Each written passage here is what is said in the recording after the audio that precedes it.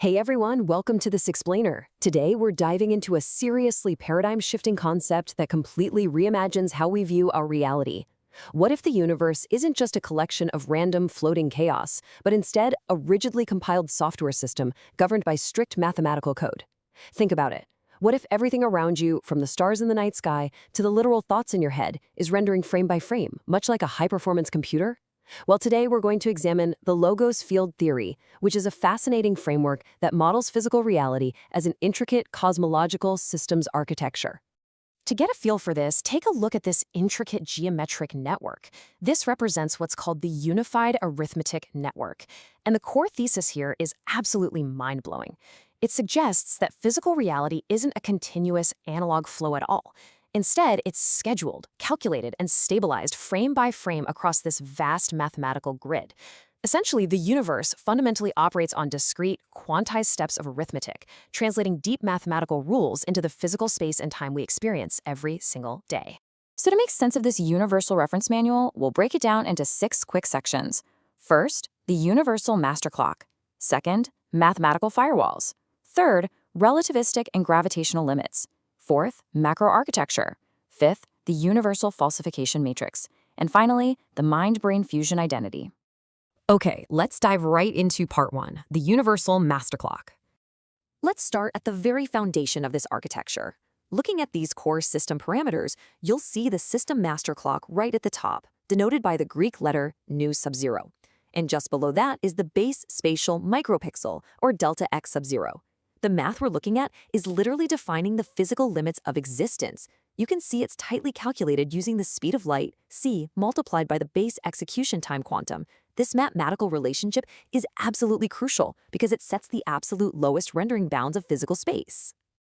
You know how the CPU in your PC has a specific clock speed, say 3.5 gigahertz? Well, this theory argues our universe has its own precise hardware refresh rate. That master clock frequency is exactly 23.6742 megahertz. This means the universal mainframe updates reality executing a single time quantum every 4.2240 times 10 to the negative 8 seconds. From the decay of subatomic particles to the firing of synapses in your own neural networks, everything is ticking to this exact, inescapable mathematical rhythm. Moving on to part 2, mathematical firewalls and quirks, or how the system prevents crashes. So, what happens when things get computationally messy? How does the universe not just blue screen? Well, this brilliantly illustrates the concept of mathematical security. We have this thing called the Swan conductor, which acts as a causality firewall. In the complex math, the Swan conductor takes infinite, wildly branching geometric paths and compresses them down. The really critical part of the equation is that the Swan conductor is mapped to strictly evaluate to a non-negative integer. Because it absolutely must be a whole number, it mathematically forbids fractional phase noise. Actually, scratch that. A simpler way to say it is, it prevents reality from glitching into decimal places. It acts as an immutable firewall, forcing all mass energy steps in the universe to remain rigidly quantized and stable. We also see this security pop up in extreme physics, like hadronic freezing. If you follow the activation curve tracking the quantum coupling level K, when the color charge density hits a critical boundary, specifically when K equals -3, an incredible quirk happens. The quantum math literally collapses into a classical Poisson algebra. Quantum uncertainty instantly drops to 0, and the propagation speed of the particle hits exactly 0 meters per second for one single clock tick. That's 42.24 nanoseconds. It literally freezes volatile quark gluon plasmas into a classical lattice just to manage the data load. Incredible, right? All right, part 3, relativistic and gravitational limits. Let's stress test this system. So, the system has firewalls for the quantum scale, but let's scale up our explanation and see what happens when we stress test these baseline equations against extreme speeds. Under the relativistic metric transform, when an object accelerates to ultra-relativistic speeds, say 99.9% the speed of light, the Lorentz factor, gamma, dramatically alters the system math. You can see the equation right there. The new clock rate, f prime, is the original master clock divided by gamma. The clock slows way down to 1.0585 megahertz. As a result, the spatial rendering grid, delta x prime, stretches out immensely. Instead of the baseline 12.66 meters, the local rendering grid expands to a massive 283 meters. Ultra-fast particles are literally snapping across mathematical blind spots because the grid itself has stretched. Now, what's really interesting is how gravity impacts this math, a phenomenon known as the Schwarzschild crush. The formula shows the master clock frequency F being diluted by radial proximity to a black hole. Follow the curve. As you get closer and closer to the event horizon, denoted by R sub s, the gravity mathematically compresses the clock frequency. When you finally hit the exact radius of the event horizon, the math yields a square root of 0. The clock speed hits exactly 0 Hz. It's a literal spatial rendering crash. To really grasp the so what of this, let's contrast these two physical limits side by side. For a baseline observer, the clock ticks happily at 23.67 MHz, rendering a tight, crisp spatial grid of 12.66 meters. But introduce extreme gravity, and the math forces the system to compromise. The clock frequency plummets, and that spatial rendering grid balloons up to over 400 meters near a black hole. Gravity isn't just pulling on things. It's a variable that literally slows down the universal refresh rate to keep the system running. And the system has a hard limit, known as the Adelic mass limit. Look at this incredibly elegant formula. Critical mass equals c cubed over 2g times the master clock frequency.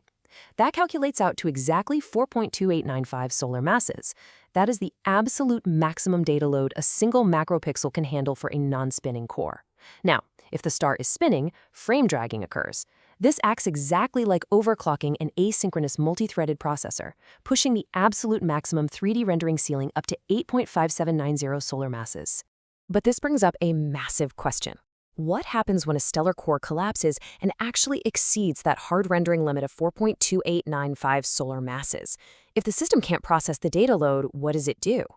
Well, the answer is both terrifying and brilliant. It quarantines the data. To prevent a catastrophic arithmetic overflow error, the universe simply suspends 3D rendering entirely in that local zone, enforcing a 2D holographic quarantine. And you know what we call that quarantine? A black hole. Let's move on to part 4, macro architecture and dark energy. So the crucial point here is, let's shift our focus entirely to the absolute largest scales of the cosmos. Logos field theory reframes one of the biggest mysteries in astrophysics. In the equation for the cosmological constant, dark energy is no longer a mysterious, invisible substance pushing things apart. Instead, it's the active global heat memory allocation rate of empty vacuum pages. The universe is actively writing new space. And notice that product function at the end of the equation? These p-adic arithmetic denominators mathematically crush the vacuum energy calculation down by exactly 120 orders of magnitude, which is amazing because that perfectly aligns it with what we actually observe in the expanding cosmic web. Part 5, the universal falsification matrix. Let's talk about testing the theory. Now, any good mathematical theory, no matter how elegant, absolutely must be testable, right? It has to make predictions. If this theory is wrong, here is exactly how we prove it.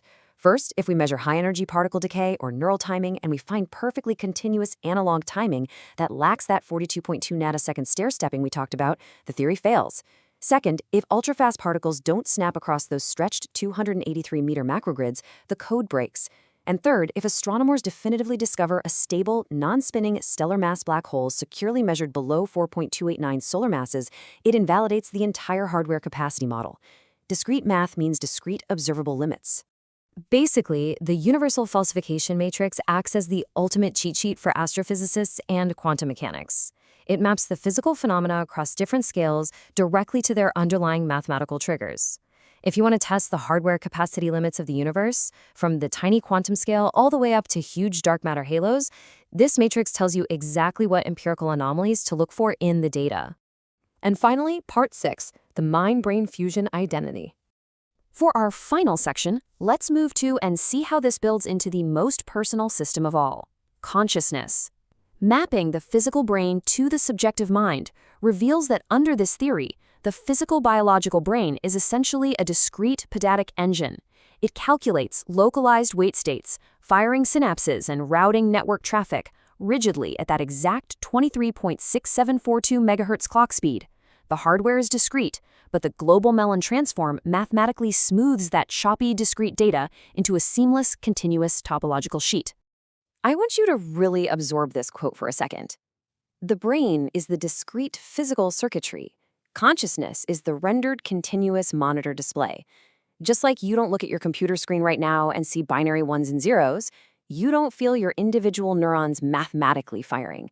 This seamless flow of your everyday subjective experience, the colors, the sounds, your thoughts, is literally the universe applying a global transform to smooth out its own mathematical source code, all just to create your user interface. So I leave you with this final thought to ponder. If physical existence isn't just a chaotic soup, but a perfectly mathematically balanced frame-by-frame rendering engine, are you ready to tune into your own 23.67 megahertz neurological clock speed? It completely changes how you look at the stars, doesn't it? And more importantly, how you look at yourself. Thank you for joining me on this explainer as we walked through the logos field theory. Keep questioning, keep observing, and keep exploring the incredible architecture of our universe.